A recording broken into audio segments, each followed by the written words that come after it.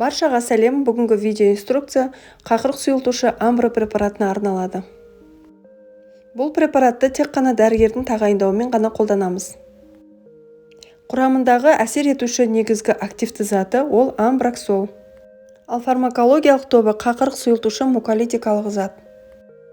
Амброның негізгі көрсеткіштері ол жедел бронхиттер, созылмалы бронхиттер, сонымен қатар әртүрлі бронхиолиттер мен пневмониялар кезінде қолданылады. Негізгі препараттың әсер ету уақытысы 30 минуттан соң. Ал препаратты қолданылмайтын уақытты айтатын болсақ, ол кешкі уақыт, яғни ұйықтар алдында, жатар алдында препаратты қолдануымызға болмайды.